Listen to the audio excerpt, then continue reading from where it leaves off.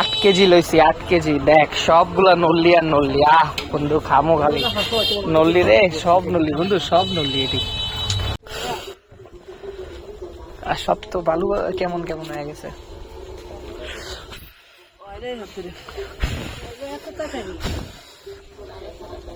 একটু বড় হাত দিলে একটু লাড়া ছাড়া দিয়ে দেখি